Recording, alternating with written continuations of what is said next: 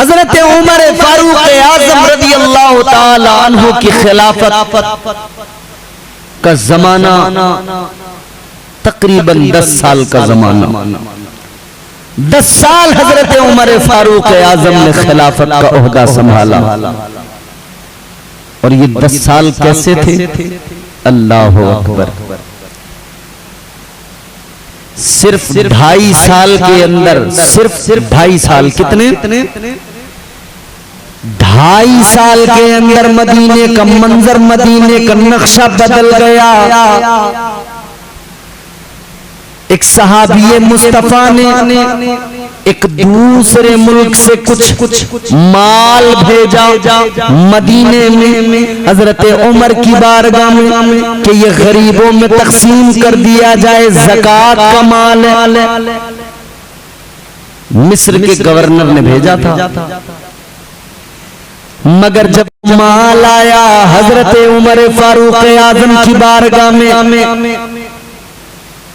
हजरत उमर फारूक आजम ने उस सारे माल को वापस कर दिया, लौटा दिया और फरमाया कि इस माल को वहीं गरीबों में तकसीम करो, क्योंकि अब मदीने में कोई भी गरीब नहीं है। अब मदीने में सब ज़कात देने वाले हैं, लेने वाला कोई नहीं है। ये नक्शा बदल गया। जब इधर से वापस गया ना, हजरत उमर ने फरमाया भाई यहाँ तो कोई लेने वाला ही नहीं है, तुम वहीं गरीबों में बांट दो। तो उन्होंने फिर उधर से वो माल रवाना किया और ये इधर से जवाब भेजा कि यहाँ से ये जो माल भेजा गया है इसीलिए भेजा गया है कि यहाँ भी इस माल के लेने वाले गरीब हैं ही नहीं। अब कोई गरीब नहीं रहा, माल फिर वापस आ गया। सोचो कैसा दौर था, इकोनॉमी का सिस्टम क्या था। आज 5 किलो की थैली मिलती है राशन की, लाइन लगती है, लाइन बोलो 80 करोड़ लोग, दावा है ना 80 करोड़ लोगों को राशन दिया जा रहा है। इससे ये पता लगता है कि 80 करोड़ लोग मुल्क के अंदर गरीब हैं, बेरोजगार हैं। इसका मतलब जानते हो? इसका मतलब यह है कि मुल्क की हालत अच्छी नहीं है। जिस मुल्क में 80 करोड़ लोग फ्री के राशन पे पलते हों, 80 करोड़ लोगों की हालत ये हो 5 किलो राशन के लिए लाइन में धक्के खाते हों, तुम क्या समझते हो वो मुल्क तरक्की कर रहा है?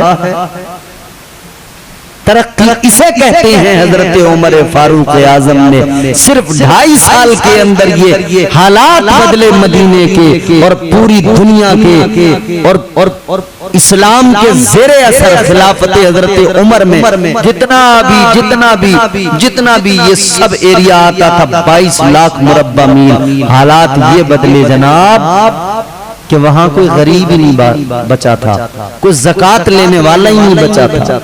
फिर वो माल हजरत उमर फारूक आजम ने कहीं दूर के किसी मुल्क में भेजा और वहां पे वो गरीबों में तकसीम किया गया।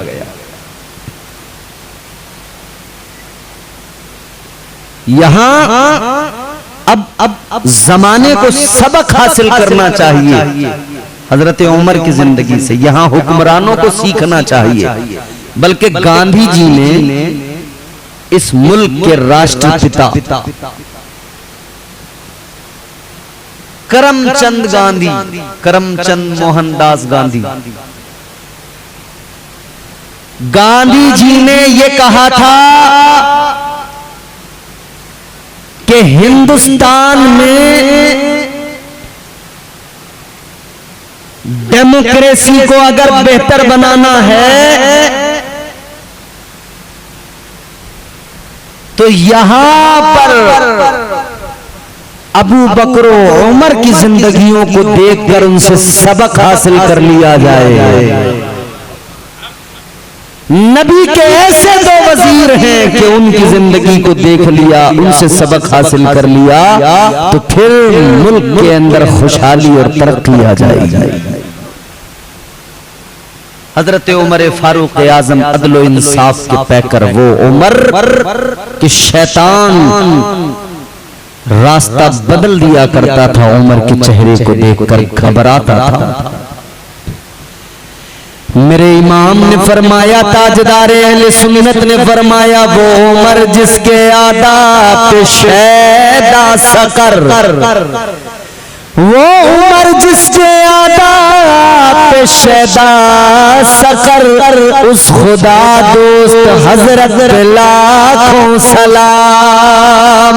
वो उमर फारूक आजम जिसके लिए मेरे आका ने ऐलान फरमाया, ताजदारे मदीना ने फरमाया, अगर मेरे बाद में कोई नबी होता, अगर मेरे बाद नबूवत का दरवाजा बंद न हुआ होता, अगर मेरे बाद कोई नबी होता, आका फरमाते हैं फिर अल्लाह उमर को नबूवत अता फरमाता, यानी उमर नबी होता। मगर सुनो ये अजमत है जनाब उमर फारूक आजम की, अल्लाह अकबर, गौर फरमाइए। हजरत उमर फारूक आजम वो अजीमुल मर्तबत शख्सियत, अल्लाह अल्लाह, उनके दौरे खिलाफत के अंदर इस्लाम फैलने लगा। दुनिया में इस्लाम कैसे फैला? ईरान को फतह किया गया। ईरान को कैसर और किसरा, ये दो नाम बड़े थे उस दौर के अंदर। फतह किया गया कैसर और किसरा को, और ये उस वक्त की सुपर पावर ताकतें थी कैसर और किसरा, जैसे आज की सुपर पावर ताकत अमेरिका को माना जाता है, ऐसे ही उस वक्त की सुपर पावर ताकत कैसर और किसरा। ईरान आज का बहुत बड़ी सुपर पावर रह चुका है। याद रहे हजरत उमर फारूक आजम के दौरे खिलाफत में फतह किया गया। देखो ना जज्बा मुसलमानों का, सुपर पावर से टकरा गए और उसकी ताकत का खुमार तोड़ दिया, नशा तोड़ दिया। जज्बात अगर इस कौम के जज्बात बेदार हो जाए ना, तो फिर उकाबी रूह आती है और फिर तारीख रकम की जाती है। हजरत उमर फारूक आजम रज़ी अल्लाह ताला अन्हु का दौरे खिलाफत जरा याद करो। अल्लाह अल्लाह, आपने बड़े वाक़यात सुने होंगे। इमाम साहब क़िबला ने जुमे में भी बयान फरमाया था, वो उमर है जो दिन में खिलाफत के उमूर देखते हैं तो रात में गरीबों की खबरगिरी किया करते हैं। रात में टहल टहल के आप गश्त करते हैं, देखते हैं कौन किस हाल में है। आप आ रहे हैं कहीं से, सफर करके वापस आ रहे हैं, लाला मुल्क शाम के इलाके से आ रहे हैं। उधर आपने रास्ते में देखा एक घर है, उस घर के अंदर के हालात ये हैं कि उस घर में फाका है, बच्चों की आवाज आ रही है, माँ कह रही है बच्चों सो जाओ सो जाओ, मैं खाना बना रही हूँ, जब पक जाएगा उठाऊंगी खिलाऊंगी। बच्चे कह रहे अम्मा ऐसी कल सुला दिया था, कुछ खिलाया नहीं था, आज फिर सुला रही। हजरत उमर ने आवाज सुनी, समझ गए मामला कुछ और है। हजरत उमर फारूक आजम रज़ी अल्लाह ताला अन्हु अंदर गए। आपने फरमाया क्या मामला है? कहने लगी फाका है। का इस हांडी में क्या है? का पानी है और पत्थर है। किस लिए? का बच्चों को बहलाने के लिए कि सो जाएं। आपको बड़ा दुख हुआ, गए सामान लेकर आए, अनाज लेकर आए, राशन लेकर आए, लाकर दे दिया, पकाया, उसके बच्चों को खिलाया। खिलाने के बाद में हजरत उमर ने फरमाया जरा अब एक बात बताओ, तुम मुझे जानती हो? का जानती तो नहीं। का अच्छा चलो मुझे नहीं जानती, मगर एक बात बताओ, खलीफा को जानती हो? उमर को जानती हो? कहाँ जानती हूँ, क्या ख्याल है उनके बारे में? कहने लगी उमर तो बड़े अच्छे आदमी है, मैंने सुना है, मगर मैं अल्लाह के यहाँ उमर की शिकायत करूंगी। मेरे बच्चे भूख से बिलक रहे थे, मेरे घर में फाके हो रहे थे, उमर को खबर नहीं थी। इतना सुना तो आंखों में आंसू आ गए। जनाब हजरत उमर फारूक आजम की फरमाने लगे ऐ खातून एक बात तो बताओ, उमर खलीफा है, तुम यहाँ उमर वहां, कैसे खबर मिले उमर को कि तुम? अब बात क्लियर हो गई है उमर, अब मैं अल्लाह की अदालत में कह दूंगी मौला ये उमर ही है जो अपनी रियाया की मुकम्मल खबर रखता है, सबका ख्याल रखता है और इंसाफ को कायम रखता है। वो हजरत उमर फारूक आजम रदी अल्लाह तआला अन्हु, अल्लाहु अकबर। अच्छा, ये मामला हजरत अबू बकर सिद्दीक का भी था, हजरत उमर का भी। हजरत सिद्दीक, हजरत उमर फारूक आजम एक रात में ना एक घर एक खातून है, ज़ईफ है, कमजोर है, बिल्कुल लागर है, बिस्तर पे है, उठ नहीं सकती। सुबह का वक्त है, हजरत उमर फारूक आजम उसके घर के आगे से गुजरे, देखा घर में सफाई है, बर्तन धुले हुए हैं, सारा काम घर का हुआ, सारा काम कंप्लीट हो गया है घर का। हजरत उमर सोचते हैं कि ये तो उठ नहीं सकती बिस्तर से, इसका काम आखिर करता कौन है? ये बिस्तर से उठ नहीं सकती, बीमार है, कमजोर है, लागर है, इसका काम करता कौन है? एक दिन देखा, दूसरे दिन देखा, तीसरे दिन देखा, हैरान है आखिर माजरा क्या है। एक दिन आधी रात के बाद में जनाबे हजरत उमर आ गए, इस तजस्सुस में फजर से पहले ही आ गए कि आखिर देखूं तो जरा कौन है जो इसके घर का काम करता है। जब आए तो देखा कोई कंबल ओढ़े हुए शख्स है और सारे काम घर के कर रहा है, सफाई कर रहा है, बर्तन धो रहा है, सारे काम उसने घर के कर दिए। हजरत उमर आगे बढ़े, आपने आगे बढ़कर देखा कि देखूं तो जरा कौन है। जब कंबल हटाया तो क्या देखा, हजरत अबू बकर सिद्दीक है। ये थे खुलाफाए राशिद जिन्हें कहा जाता है। ये इनकी जिंदगियां थी, इन्होंने गरीबों की मदद की है, गरीबों का ख्याल रखा है, इंसाफ कायम किया है, अदल कायम किया है, इंसाफ के तकाजों को पूरी तरह से मजबूती से कायम किया है। और इंसाफ के मामले में हजरत उमर ने न अमीर देखा है न गरीब देखा है। इंसाफ तो इंसाफ है। आजकल अमीर के लिए अलग है सिस्टम, गरीब के लिए अलग है, क्योंकि सारा खेल जो है वो पैसों का है। जिसके पास माल है वो इस दौर में साहिबे कमाल है, और जो कंगाल है उसका बुरा हाल है। माल वाले बच जाते हैं, गरीब फंस जाते हैं, कभी फंस जाते हैं, कभी फंसा दिए जाते हैं। क्यों हमें मौत के पैगाम दिए जाते हैं, ये सजा कम तो नहीं है कि जिए जाते हैं। आप दीनों की तरह दिल है गरीबों के शमीम, टूट जाते हैं, कभी तोड़ दिए जाते हैं। गरीबों का मामला तो ऐसे ही है भैया, कुचले जा रहे हैं गरीब, दबाए जा रहे हैं गरीब। जिनके आंगन में अमीरी का शजर लगता है, उनका हर ऐब जमाने को हुनर लगता है। मगर दौलत वालों को इतना जान लेना चाहिए, मिले उरूज तो इंसानियत की हद में रहो, मिले उरूज तो इंसानियत की हद में रहो। यही तो वक्त है कुदरत के आजमाने का। अल्लाह कभी दे के आजमाता है, कभी ले के आजमाता है। आजकल इंसाफ का गला दबाया जा रहा है। गरीब के लिए अलग मामलात हैं, उसके लिए अलग सिस्टम, अमीर के लिए प्रोटोकॉल अलग है।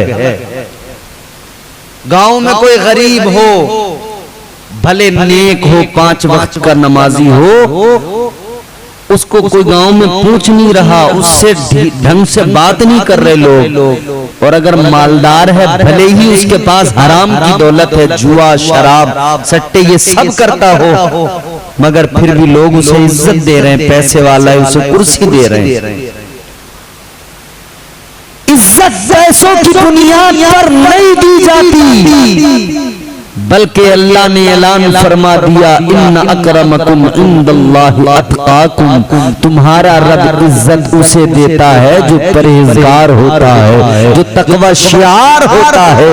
अल्लाह के यहाँ इज्जत का यही सिस्टम है, तकवा शियार परहेजगार को इज्जत दी जाती है। तो जान लो, आप कुर्सियां देखकर, मालो दौलत देखकर आप मुतासिर न हुआ करें, बल्कि ये देखा करें इसका किरदार कैसा है, ये देखा करें इसकी गुफ्तार कैसी है, ये देखा करें इसके मामलात कैसे हैं, ये देखा करें कि ये अमीर है, मगर ये भी ख्याल किया करें अमीर कैसा है, कहीं जुआ तो नहीं खेलता है, कहीं हराम की दौलत तो नहीं कमाता है, कहीं गरीबों का हक तो नहीं मारता है, कहीं डाके तो नहीं डालता है, कहीं चोरियां तो नहीं करता है, कहीं बदमालियां बदफेलियां तो नहीं करता है।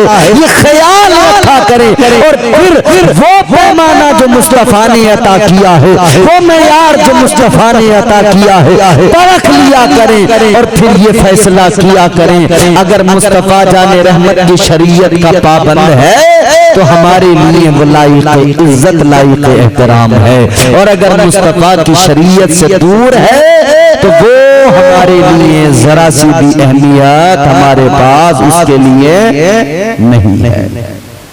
ये जान हजरत उमर फारूक आज़म, आपका दौर 22 लाख मुरब्बा मील पर इस्लाम का परचम लहरा दिया हजरत उमर फारूक आज़म ने। हजरत उमर के बाद में खिलाफत आगे बढ़ी, हजरत उस्मान गनी को खलीफा बनाया गया। हजरत उस्मान गनी का दौर भी बड़ा सुनहरा दौर है। हजरत उस्मान गनी बड़े शरीफ आदमी, हजरत उस्मान गनी निहायत शरीफ, इतने शरीफ, इतने उन हया के पैकर हजरत उस्मान। शान ये है, एक मर्तबा हुजूर तशरीफ फरमा है अपने हुजरे के अंदर, सहाबी आए हैं, हजरत अबू बकर आए, हुजूर लेटे हुए हैं, तहबंद पहने हुए हैं, कुर्ता पहने हुए हैं। हजरत अबू बकर आए, हुजूर लेटे रहे, हजरत उमर आए, हुजूर लेटे रहे, मगर फिर जब हजरत उस्मान गनी आए ना तो मेरे हुजूर ने अपने पैर समेटे। तहबंद दुरुस्त तो था बिल्कुल, मगर हुजूर ने और उसको दुरुस्त किया, पैर समेटे। खैर जब ये सारे सहाबा चले गए तो हजरत आयशा अर्ज करने लगी, या रसूल अल्लाह ये क्या मामला था? हजरत आयशा अर्ज करने लगी, आका मेरे बाबा अबू बकर आए, आप वैसे ही रहे और आप बिल्कुल दुरुस्त हालत में थे, बिल्कुल ठीक, कपड़े भी ठीक, कुछ नहीं, सब कुछ दुरुस्त। या रसूल अल्लाह उमर आए, आप बिल्कुल दुरुस्त हालत में थे, वैसे ही रहे, मगर जब उस्मान आए तो आका अपने पैरों को समेटा, तहबंद को जरा खींचा, दुरुस्त किया खुद को, जबकि आप पहले से ही बिल्कुल दुरुस्त हालत में थे। ताजदार मदीना से अर्ज करने लगी, या रसूल अल्लाह क्या मामला? तो मेरे आका ने फरमाया, ऐ आयशा ये बताओ क्या मैं उससे हया न करूं जिससे फरिश्ते भी हया करते हैं? वो हजरत उस्मान गनी हैं। हजरत उस्मान गनी, आपका खिलाफत का दौर भी बड़ा सुनहरा। हजरत उस्मान गनी की दौरे खिलाफत और आपकी जिंदगी के इख्तितामी पल जो थे वो ऐसे। हजरत उस्मान गनी ने अपना माल, अपनी दौलत इस्लाम के लिए बड़ी कुर्बान की है। इस्लाम की इब्तिदा अपना सारा माल, एक दो मर्तबा नहीं कई मर्तबा हजरत उस्मान गनी, एक कुआं था मदीने में जब आए थे ना सहाबा हिजरत करके, एक यहूदी का एक कुआं था, वो पानी बेचता था लोगों को। अच्छा एक बात देखें, पानी बेचा जाता था उस दौर में भी। फिर मेरे हुजूर ने पानी को फ्री किया और अब फिर पानी बेचा जाने लगा। बेचा जा रहा है कि नहीं? कितने ब्रांड है, बिस्लेरी, ये वो दुनिया भर के, किनले, बिस्लेरी। अच्छा, ये तो कह रहे हैं चलो हम प्यूरिफाइड करके दे रहे हैं इसलिए बेच रहे हैं। आपके घरों में जो कॉरपोरेशन वाला पानी आता है, जो गवर्नमेंट की तरफ से इंतजाम पानी का किया जाता है, उसका भी टैक्स जाता है कि नहीं जाता है? पैसा उसका भी जाता है। हुकूमत पानी फ्री नहीं देती, बिल जाता है उसका। शहरों में जाकर देखो, अब तो देहात में भी हर जगह पैसा जाता है साहब। यहूदी बेचता था पानी कुएं का। अब हजरत उमर फारूक आजम ने देखा यार मुसलमानों को पानी की जरूरत है और पैसा तो है नहीं, क्या किया जाए? तो आपने सोचा कुआं खरीद ले, मगर वो बेचता नहीं था कुएं को, क्योंकि रोज पैसा आ रहा है उससे, उसका कारोबार है। तो हजरत उमर फारूक आजम ने उससे फिर एक डील की, और वो डील ये फरमाया कि भाई एक काम कर, तू मुझे पार्टनर बना ले, 50% का पार्टनर बना ले मुझे। एक दिन तू पानी बेचना, एक दिन मैं पानी बेचूंगा। तारीख में आता है 10,000 दिरहम या 30,000 दिरहम देकर आप उसमें पार्टनर बने। बड़ी मोटी रकम मिली, 30,000 दिरहम। उसने कहा यार पार्टनर ही तो बन रहे हैं, बेच थोड़ी रहे हम। ठीक है, इतनी मोटी रकम एक साथ मिल रही है, ले लिए उसने, पार्टनर बन गए हजरत उस्मान कुएं के अंदर। तय क्या हुआ था, एक दिन पानी तू बेचेगा, दूसरे दिन पानी मैं बेचूंगा। यहूदी अपने नंबर पर अपने दिन में पानी बेच रहा था, उसने पानी बेचा। मगर जब अगला दिन आया, हजरत उस्मान गनी का नंबर आया। हजरत उस्मान गनी ने उस दिन कुएं का पानी फ्री कर दिया। फरमाया मुसलमानों और भी बाकी मदीने के लोगों, आ जाओ, जितना चाहिए ले जाओ, जितना पानी भरना है भर लो। मदीने वाले आए, पानी भर कर ले गए, पानी ले जा रहे हैं और साथ कहते जा रहे हैं उस्मान तेरी क्या बात है। अब पानी सब भर के ले गए। दूसरे दिन जब यहूदी का नंबर आया तो कोई पानी खरीदने वाला ही नहीं आ रहा है, क्योंकि सबने पहले से भर के रख लिया है।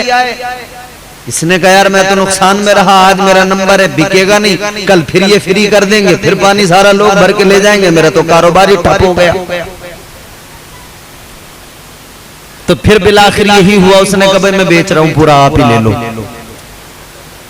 फिर उसने बेचा कुआं। उस कुएं को हजरत उस्मान गनी ने कीमत देकर खरीदा और उसके बाद में हुजूर की बारगाह में आए। अब जज्बा देखो हजरत उस्मान का। ताजदारे मदीना की बारगाह में आकर अर्ज करने लगे, या रसूल अल्लाह ये कुआं मैंने खरीद लिया। या रसूल अल्लाह ये कुआं मैं आपकी खिदमत में हदिया कर रहा हूं, आका आप उम्मत को हदिया फरमा दीजिए। वो उस्मान गनी है अल्लाह अल्लाह जिन्होंने कुआं पूरा खरीद कर उम्मत के लिए वक्फ किया। आज भी आप मदीना मुनव्वरा जाइए, हजरत उस्मान गनी ने जो कुछ वक्फ किया इस्लाम के लिए, बाग वक्फ किए, आज भी मौजूद है। एक तो बहुत बड़ा होटल बना दिया गया उस जगह पर जो हजरत उस्मान गनी ने वक्त की थी, और वहां से बहुत अच्छी इनकम होती है। वो सब मस्जिद नबवी के अंदर ही वो पैसा खर्च होता है। हजरत उस्मान गनी पेश कर देते हैं हम नजराना अपनी जान का, नजराना अपनी जान का पेश कर देते हैं हम, नजराना अपनी जान का, नजराना अपनी जान का पेश कर देते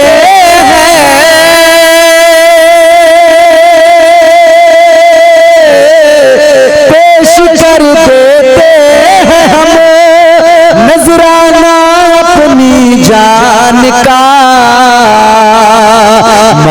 मरहला मरहला आता है जब इस्लाम तेरी शान का,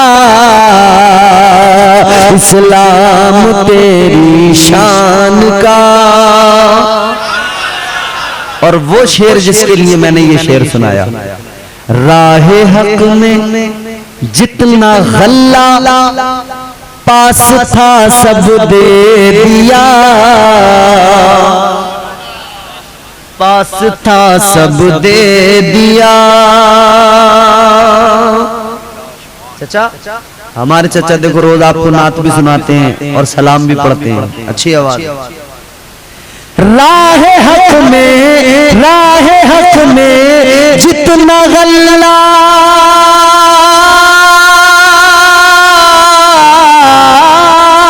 राहे हक में जितना गल्ला पास था सब दे दिया।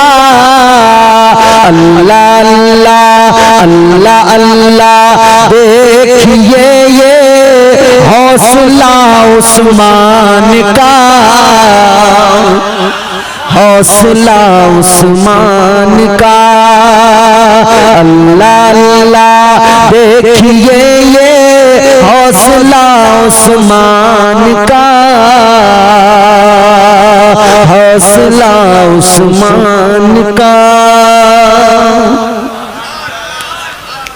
हजरत उस्मान गनी का दौर बड़ा अच्छा गुजरा, लेकिन आखिर में मिस्र के बलवाइयों ने आकर दंगा किया और उसी में हजरत उस्मान ज़ुन्नुरैन की शहादत हुई। और उसके बाद में इख्तिलाफात भी जन्म लेने लगे, मौला अली खलीफा बने। और एक बात और जान लें, खुलफाए राशिदीन की बात आती है तो इतना याद रहे, हुजूर ने अपनी जिंदगी में, मेरे मुस्तफा ने अपनी हयात ज़ाहिरी में एक ऐलान किया था, एक बात फरमाई थी। हुजूर ने खिलाफत के ताल्लुक से वाज़ेह इरशाद फरमाया था कि मेरे बाद में खिलाफत 30 साल रहेगी। कितने साल? 30 ईयर्स।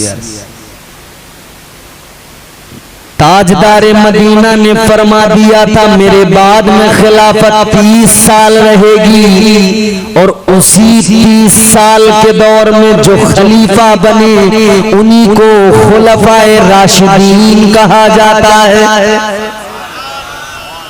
अब आप घर पे जाके कैलकुलेट करोगे तो हजरत अबू बकर, हजरत उमर, हजरत उस्मान, हजरत मौला अली, चारों की खिलाफत का वक्त आप जब जोड़ेंगे, शुमार करेंगे, तो चारों की खिलाफत तकरीबन जो वक्त बनता है वो इनका 29.5 साल बनता है। कितना? 29.5 साल।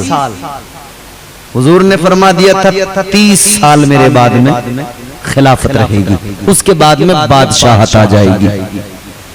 29.5 साल इन 4 खुलफा का दौर है। और फिर हजरत मौला अली हैदर कर्रार की, हजरत अली उल मुर्तजा के बाद में इधर तो हजरत इमाम हसन मुजतबा को खलीफा बनाया, लोगों ने इधर बैत की, और उधर मुल्क शाम में हजरत अमीर मुआविया ने भी ऐलान कर दिया। ये इस्लाम में पहली बार हुआ था कि एक वक्त में 2 ऐलान हुए खिलाफत के लिए, एक तरफ इमाम हसन, दूसरी तरफ हजरत जनाबे अमीर मुआविया।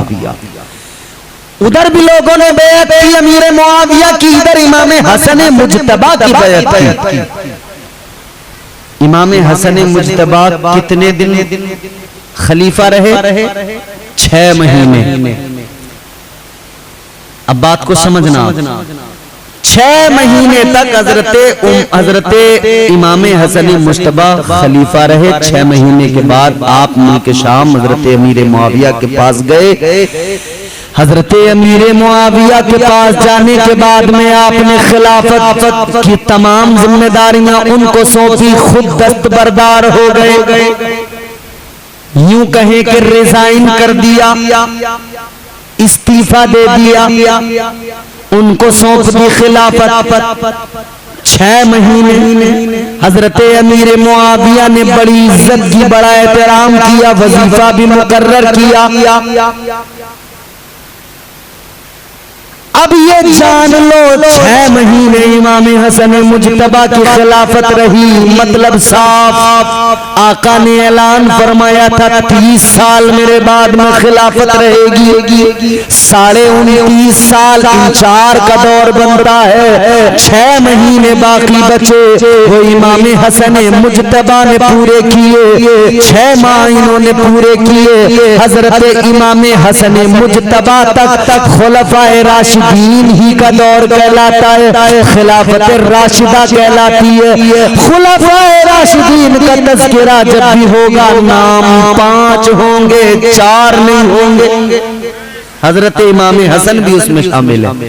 अच्छा, अगर कोई ये कहे कि साहब हजरत इमाम हसन को शामिल कर रहे हो, हजरत अमीर मुआविया को क्यों शामिल नहीं कर रहे? तो हजरत अमीर मुआविया उस वक्त में खिलाफत का उन्होंने भी ऐलान किया था, इमाम हसन ने भी किया था, मगर मसला ये है कि हजरत इमाम हसन 6 महीने के बाद में आप खिलाफत से दस्तबरदार हो गए थे, और हजरत अमीर मुआविया तो बाद में भी रहे ना, तो फिर वो 6 महीने तो हजरत इमाम हसन ने पूरे किए हैं, वो तो आगे तक रही हैं, 20 साल तक रहे, 20-22 साल, और उससे पहले आप अमीर शाम गवर्नर रहे शाम के। तो इस जुमरे में खुलफाए राशिदीन में हजरत अमीर मुआविया नहीं आते, बल्कि इसमें इमाम हसन मुजतबा शामिल हैं। ये खिलाफत राशिदा है, ये खिलाफत राशिदा है। और फिर इसमें मैंने मौला अली का दौर छोड़ा है, इंशाअल्लाह अहले बैत की अजमत और मौला अली का दौर खिलाफत कल से ये बाब शुरू होगा, और यहीं से अब करबला की तारीख का भी आगे आगाज हो जाएगा। यहाँ मैं आपको कल इंशाअल्लाह कल से मौला अली की खिलाफत और अहले बैत की शान ये सब सुनाकर करबला की तारीख सुनाऊंगा। अल्लाह की बारगाह में दुआ है, परवरदिगार हमें हक बोलने और हम सबको हक सुनने और उस पर अमल की तौफीक अता फरमाए। अल्लाह ताला हमारी महफिलों को कबूल फरमाए। परवरदिगार हम सबको दोनों जहान की भलाइयां नसीब फरमाए। अस्तगफिरुल्लाह रब्बी मिन कुल्लि ज़ंबिन व अतूबु इलैह। बुलंद आवाज से कलमा शरीफ पढ़िए, ला इलाहा इल्लल्लाहु मुहम्मदुर रसूलुल्लाह सल्लल्लाहु अलैहि वसल्लम व मा अलैना इल्लल बलाग। अस्सलामु अलैकुम व रहमतुल्लाह। या